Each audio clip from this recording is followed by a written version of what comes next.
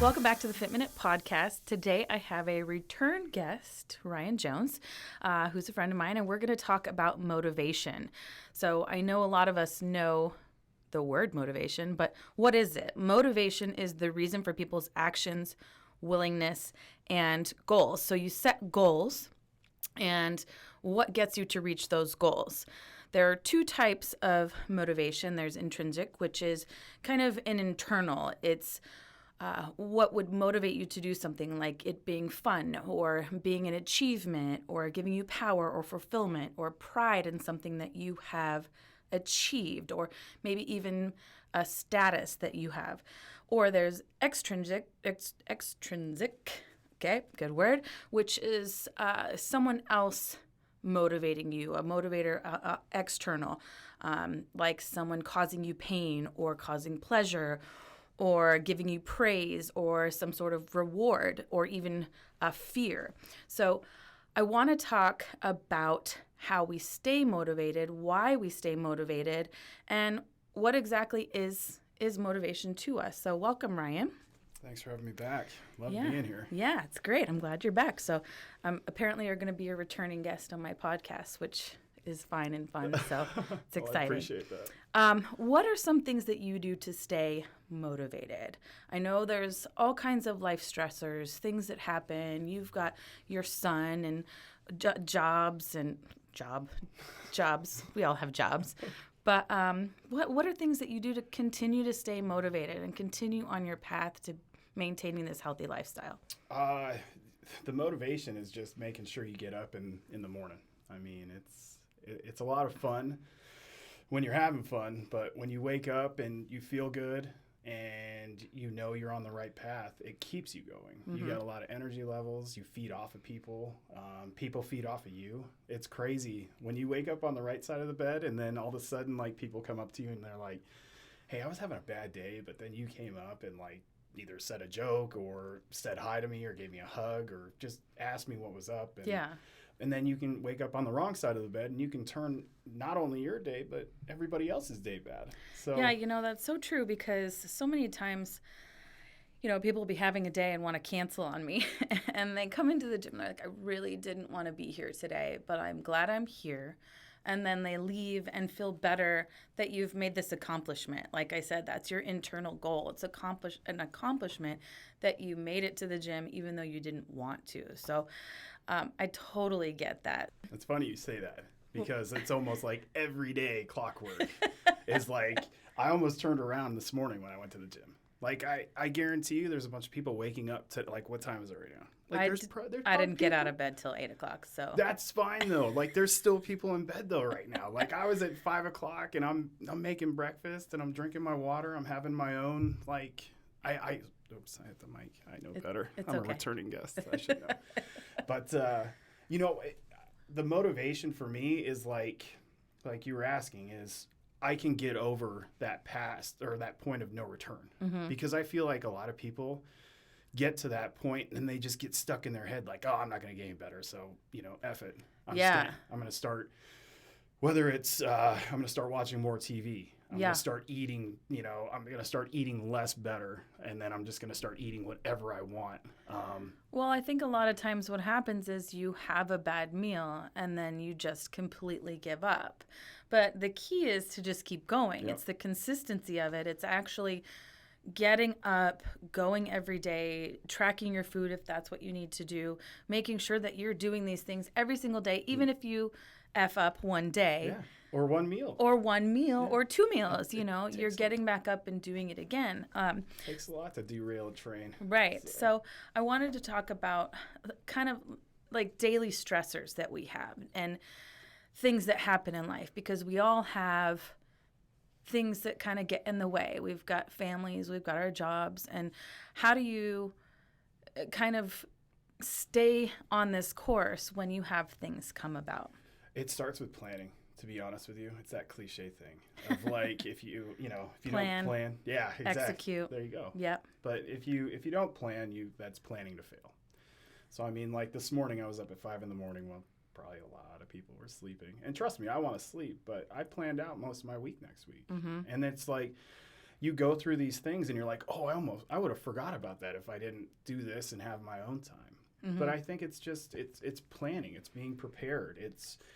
And it comes down to time management. You will lose all your motivation. You will lose all your momentum if you don't manage your time, because then all of a sudden you're in a hurry. It's sort of the speeding ticket of like, oh, I'm in a hurry. Well, you're going to be in more hurry. Because now you just got a speeding ticket because you got pulled over. So, we're all adults and we're all raising adults, whether it's our nephews, it's our nieces, it's our own our kids. Boyfriends. I still need to be, I talk to my mom every day and she's still like, are you wearing your seatbelt? So, I mean, we've all got to hold people accountable, and then or hold ourselves accountable. That's what it comes down to. Absolutely. It's if you don't believe in yourself, why should somebody else believe in you? Something that I've gotten really into practice to in my life is scheduling.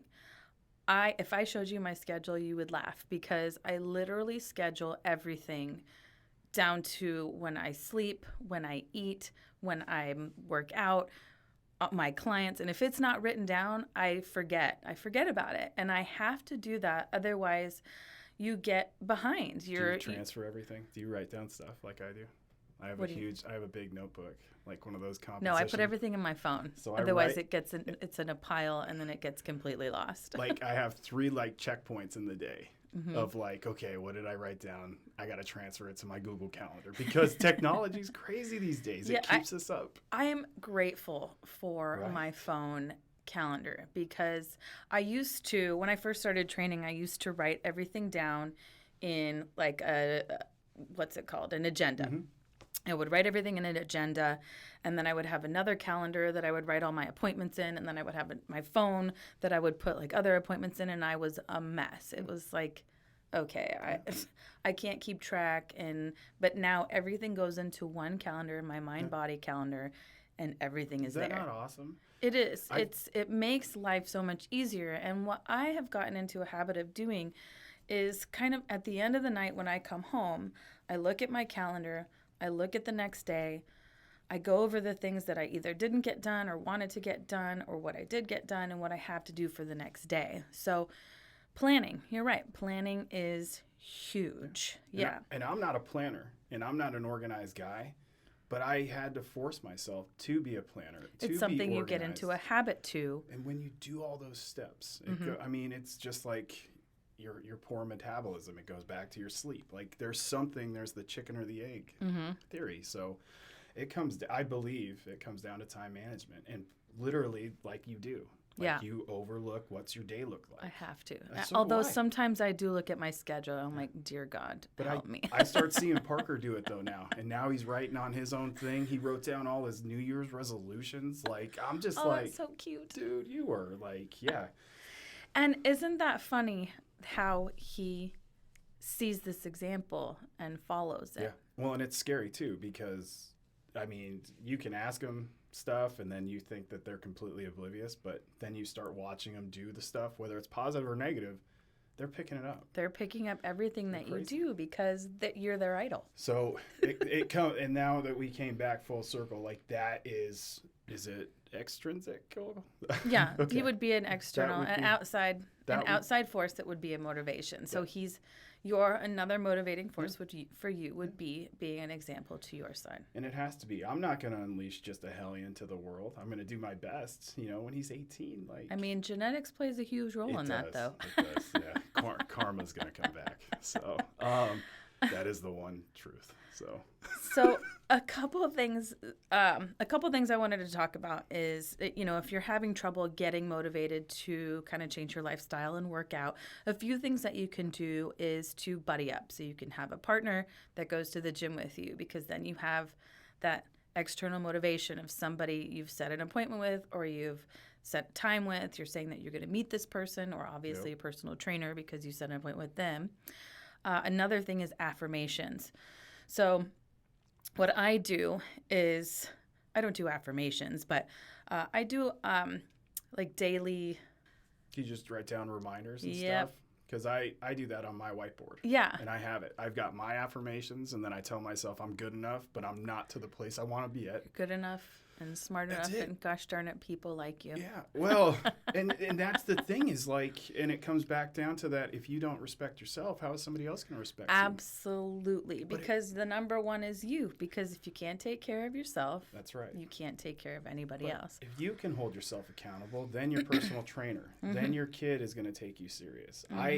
My trainer's awesome. He's like, just pay me at the end of the week. And I'm like, no. Oh, I don't do that. Yeah. I'm paying you up front because I know this is how many sessions I've got to show up Yeah. for. This morning, Yeah. like I wrote a post about it today. It's you have to do things you dislike in order to rid things that you dislike just a little bit more. Funny you say that because I was going to touch on excuses or the reason most, if not all people don't work out or don't exercise. It's because it's uncomfortable. It's pushing you outside of your comfort zone. And I believe that if you don't ever go outside of your comfort zone, then you'll never achieve anything because when you're outside of that circle is when you hit goals. Correct. So that is an excuse that I find is a huge one for most people. And finding the motivation to do something that pushes you outside of that is difficult for many people. And there's an old preacher or shaman, I forgot what he was, but he talks about the growth of a lobster. Okay. And it's crazy because the lobster has to get uncomfortable in his shell to shed his shell to get the new one. Yeah. And so that's how you know you've got growth going on. If your life's uncomfortable, you're doing right.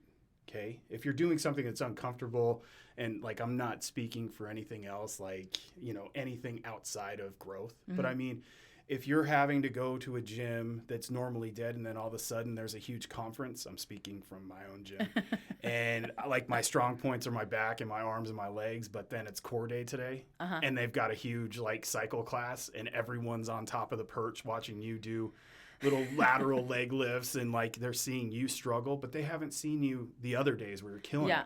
Yeah. So you have to block out those things. Right. And one day, those people are all going to be looking at you and be like, that's where I want to be. Mm-hmm. That's where I need to be. I was in that guy's shoes. That guy was in my shoes that I was in probably at one time. What was his motivating point? Even though you're seeing it from your eyes of being uncomfortable with these people watching you. Oh, yeah. But on the other side, these people watching you are probably thinking like, wow, look at that guy. Or he's watching me do a cycle class that I have no idea Yeah. what the lady's yelling at, and she's playing club music at 6 a.m. And you're just like, oh my God. That's wow. why, my gym is small and kind of a close-knit gym. It's not like you don't pay for memberships to come in and work out on your own. And one thing I love about that is that it makes it so comfortable. Because personal, right? More personal. Nobody's watching you. Or Nobody judging. cares Yeah. because everybody there is kind of a family. You walk in, you're like, hey, hi, and everybody's in the same bus that you are. Everybody has the same struggle you do. And I think that that's also a huge motivator because it can be scary to go into like a lifetime and there's 8 million members. You don't know a single face and it's scary. And you don't want to feel like that again. So there's another motivator, like remember this feeling because in 2 weeks you won't feel like that. As long as you keep consistent, keep going, that should be enough to be like, if somebody's watching me right now, okay, that's my own thing. Like I need to have that self-respect for myself. Yeah. And once you start getting that and that self-love and that self-preservation and push yourself outside your comfort zones, that is when you're going to grow into your ideal image of like, this is how I'm comfortable. It may not be today, but I'll be comfortable in my body, in my own skin in a couple weeks, in a month, in a year. Like I've been on this journey for 3 years. I didn't get fat overnight, so I'm not going to lose it overnight. Right. And we touched on that last time, but. Well, so speaking of your journey, another motivator would be setting and achieving small goals. So your goal was, when people set a huge goal, like you wanted to lose over 100 pounds, that is like, oh my God, how am I going to lose 100 pounds? Yeah. How am I going to do this? You have to set small goals that help you to reach those goals. So like one that I have for one of my clients was to just start food journaling. I don't want you to change anything about your habits. I just want you to do this consistently and keep doing it. Then another goal, and they've been doing it for 40 something days now. every single day. And I was like, this is awesome. This is such an achievement, which is a motivator. Right. So then the next goal would to be coming to the gym. I want you to work out 3 days a week at least. So your goal is between 2 and 4. And if you consistently do this every day, you're slowly changing your habits Yeah. Creating a healthier to pattern. meet that huge goal. Because you can't get to that huge goal without little goals or without little steps in the middle, right? So you had, I'm sure you set small goals. Oh my God, they were unobtainable goals. And I look back to like playing baseball. It's like we didn't win games off of hitting home runs every time. Right. We were hitting singles. We were getting on base, and then we were being teammates and hitting each other around, playing defense. Like we were playing for the other guy because they were playing for us. And that's when that external motivation comes in with you. When I come on these podcasts, like I don't want to be bulging out of my layered shirt. Last time I was in a tank top and I'm freezing now. When I think I said like I need my fat back because we're in Arizona and it's 60 degrees out and I'm freezing. Yeah, But it was 50 first of all. But it was a don't get wind too chill. crazy. That's right.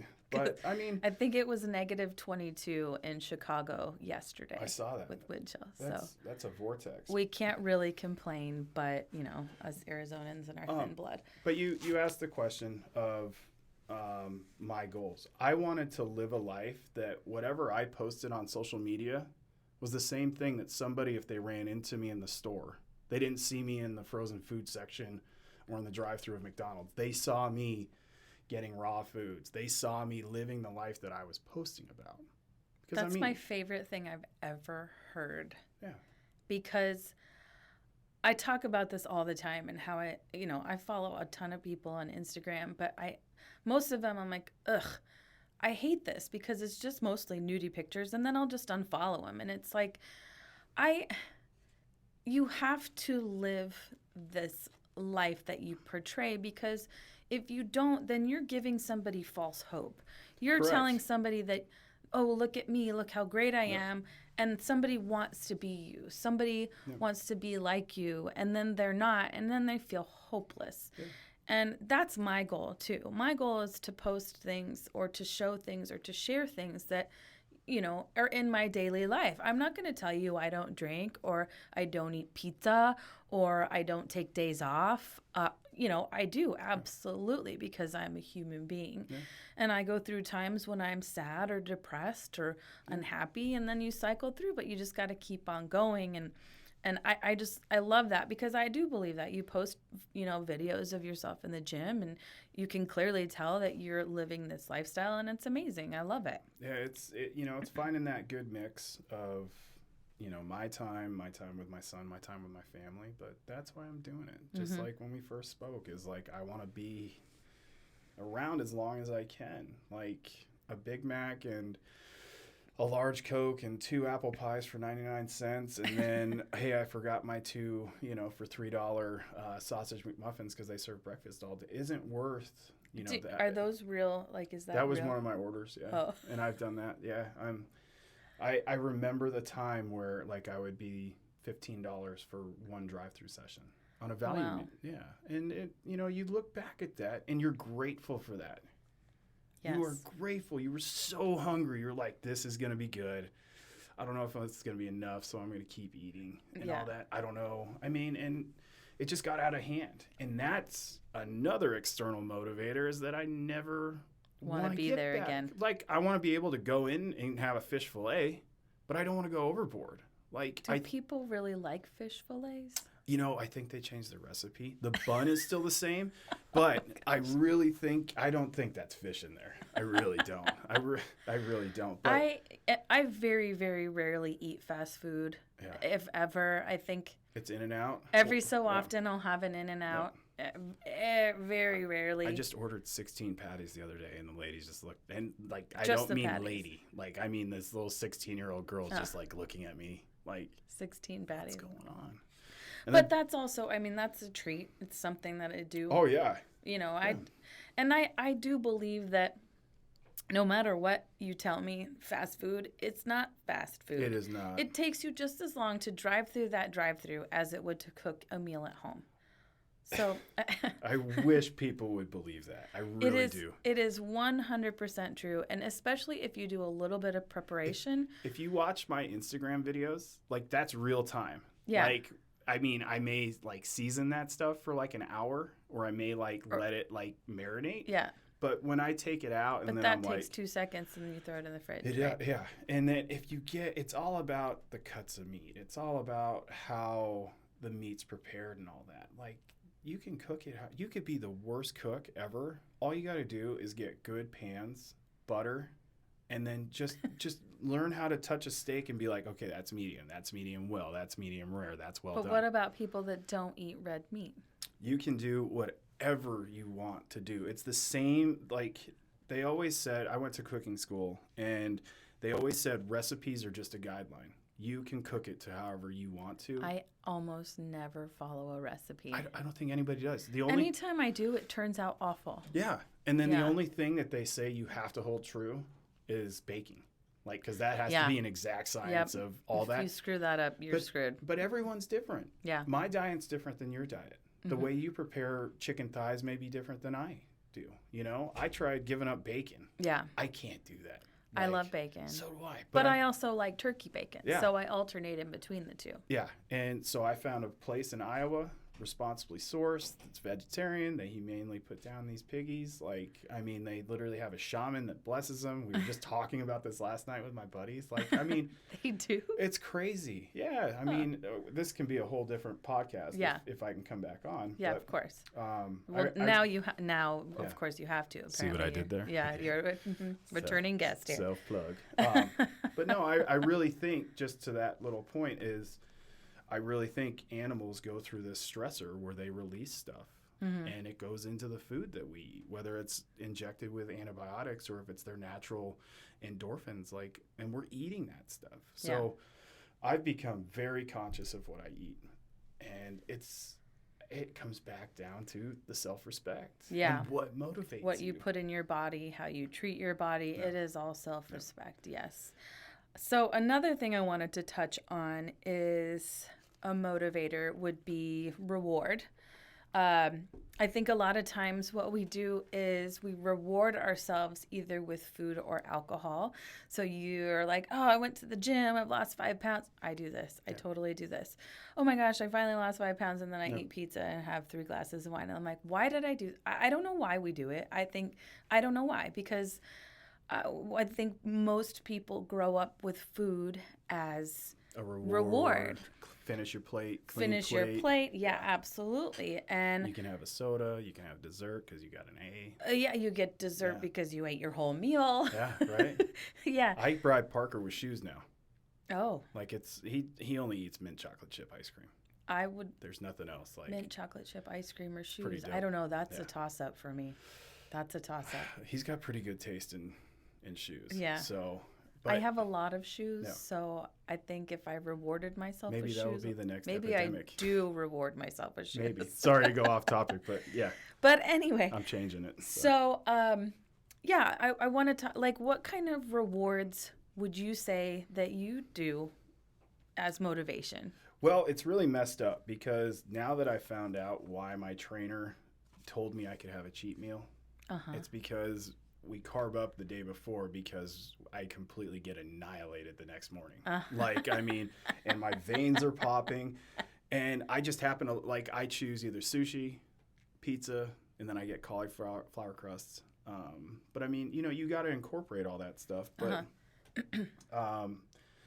the reward system that I'm starting to do now is I'm going to go on a trip, I'm not going to, like, do something where I'm going to fit in my stepbrother's wedding tuxedo that I'm wearing. Oh, my brother just got engaged, so I need to lose weight for this. For that wedding, right? Like, people shouldn't put it on the timeline because once that timeline hits, it expires. Like, your daily nutrition should be your lifelong. And so I think that's the motivator of a trip is going to be a memory. How did I earn that trip? Oh, yeah, because I was doing this. Yeah. You're not going to remember, because I fit in the tux because I did all that diet. No, you're never going to remember that. But you look back 10 years and you're like, man, how many people, like, can go back and share their memory. Or in 10 years, people share the memory and they go, look how skinny I was. It's like, that's because you set a goal until that date and it expired. Yeah. Like you should constantly be learning yourself. You should be constantly managing what goes in your body, what goes on your body, how you treat your body. My diet from last year and the year before and the year after, that's completely different. Like I'm on an all meat diet right now. Like, and I just get all my nutrients from supplements. Yeah. Like I never would have thought 3, 4, 5 years ago, I'm just going to be like at the store every day, picking up 6 pounds of New York strips or ribeyes. Like you have no idea, but when you start getting in tune with your body and loving the process and loving that, oh my God, I'm wearing clothes that I haven't worn in 4 years. Like this feels so good. You can't be stopped. Yeah. You really can't. And you got all these other stressors. You don't want to go to the gym, even when things are going good. Yeah. I didn't want to go to the gym this morning. Things are going great. But I felt even more amazing after the gym. So now that you said that, let's touch on that. You know, you get to a point where you feel great and you feel like you look great. You're feeling good in your own skin. And many times people kind of fall off the wagon at that point. Are you talking about complacency? Yes. Yes, I am. Because you get complacent. So then you start to think like, okay, well, I can loosen up on this and I can not work out as much and I can... You know what that is, though? That's relatable in everything. Yeah. That's, jobs, relationships, taking people for granted, taking your diet for granted. Yes. Like, yeah. And I believe that, you know, those are things that you have, especially work. You know, for me, my job is something I'm constantly working on. I'm constantly talking with people and meeting with a business coach or two or networking it's something I have to constantly work on because if I don't, then you don't have business. Yeah. You know, then you don't have income and then you're starting back over. Or with relationships, a lot of times I think relationships fail because people get complacent because they're very, you know, like, this is just what it is and I don't have to try as hard, you know. I don't have to eat as well because we're both not eating well. We're both looking not as well as we did when we first met. Yes. But see, Gabby, what you do, like I feel like a lot of people in their jobs like just do it because that's what they went to college for. Like you actually love it. Like I love it's not it. You're not doing I did it. also go to college for it. No, but I'm just it. saying like not a lot of people have that where all the stars align and they went to college for this and they're going to this and now they're becoming a huge like content provider towards people that do need help. And I think that's what sets you apart from like an EOS or however the hell you say that. I don't even know. But a Lifetime trainer or one of these big corporate box gyms that these guys are making hourly, they don't care. Like, your motivation is to help people. And your heart's in the right place. It's funny because, you know, I didn't just I have a National Academy of Sports Medicine certification, but I didn't just get it. And it took me 7.5 years to graduate from college. So don't get me wrong, but I changed my major. She's a doctor. I am not a doctor. I will be someday, I promise you. But, you know, I changed my major because I wasn't happy with what I was doing. And when I changed my major and started taking classes in that, I was like, this is the greatest thing ever. Yeah. And then I did an internship. And then from my internship, I got a job. And then from a job, I, you know, got all these other certifications. And it's a passion because not only do I enjoy it, but I want other people to enjoy it too. You know, going back to why people don't work out, because they don't feel comfortable. It's uncomfortable. It's out of your comfort zone and you're sore and you just don't want to do it. But I try to make people as comfortable as possible coming in to see me. Yeah. You know, you're here, we're friendly, I love you, I'm doing everything I can to help you reach your goals or to help you just be healthy. And that's my motivation. Well, maybe that's where your story comes in because people can see that, you know, she's telling me stuff that she's been through. She's not this one person that's just reading out of a textbook and this guy has or this girl has great metabolism.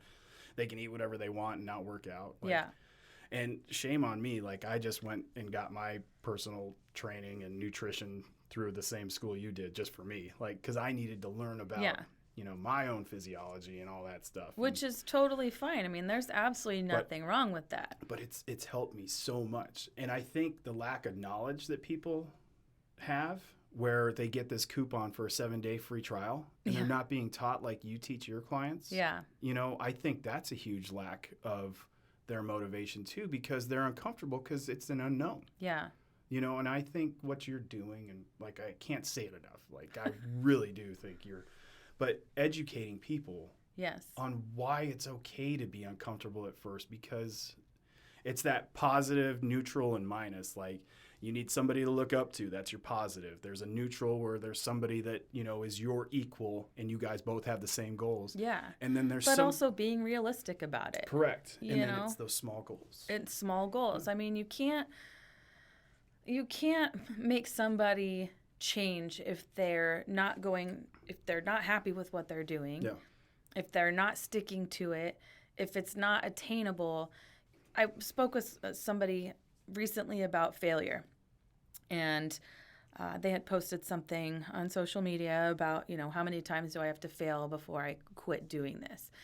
And my response was, you don't succeed at something until you continue to fail, because it's those little failures that, and I don't even like to use the word failure, because I don't think it's a failure. I think it's a step in the process. A lesson. Yeah. You've done this over and over and over. You're not succeeding at this particular thing, but it's teaching you that something else might be better, something else that you can stick to, something else that you can stay consistent with to reach goals. And at least you didn't quit. Correct. You didn't stop completely. You keep trying. And that's the biggest thing that I try to get across to my clients and to really push, is that it's a lifestyle.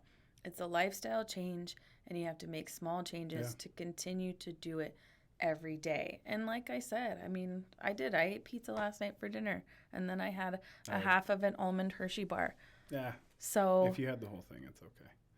I didn't want the whole thing. Yeah. I'm weird like that. Like, I'm totally fine control. with like a quarter. Like, if I will buy a bag of Reese's peanut butter cups, like the miniature ones. Yeah.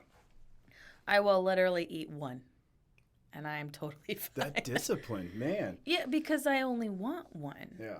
Because if I eat the whole bag, then I feel bad. Yeah. And then I'm like, why did I eat that whole bag? I didn't need it. I didn't even want it. It wasn't necessary, but I wanted one. And maybe people need to realize that. Like, moderation. I still go back to my drive-through days. Like, yeah, that was great. It tasted great, but I felt like, crap. Yeah. But it's the alcoholic. You can't tell an alcoholic he or she has a problem.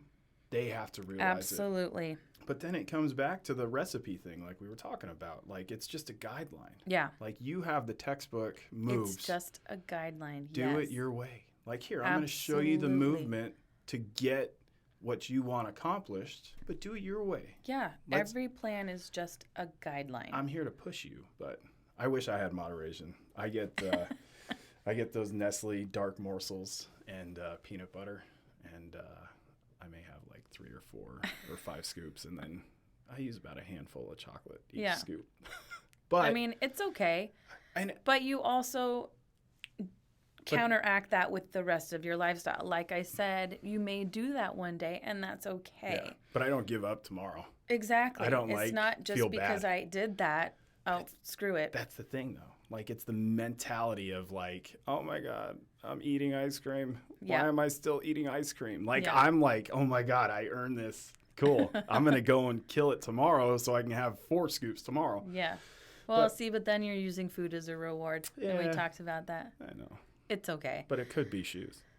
It could be. The shoes that I like are. It could be shoes. It could be, I went and got myself a mani and pedi yesterday. So, I mean, whatever. Whatever floats your boat. My motivation tonight was it's massage.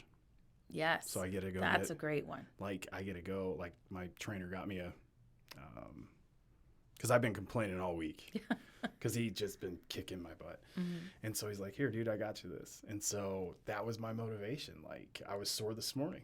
Yeah. And he's like, dude, here you go. And I'm like, oh my God, this is going to be so much fun. So it's not always food. Yeah. But could be. Well. Could be worse. To reiterate what we've talked about, you've got your motivations, power, fulfillment, pride, achievement, or your external motivations of other people. You've got your family, your friends, being healthy, setting an example. Those are all things that we use as motivation. And some great ways to get motivated and stay motivated is find a buddy. Affirmations, daily affirmations are great. Daily small goals even. Today I'm not going to eat chocolate. Okay. Today I'm not going to eat chocolate. I'm saying that. Oh, okay. She was looking right at me.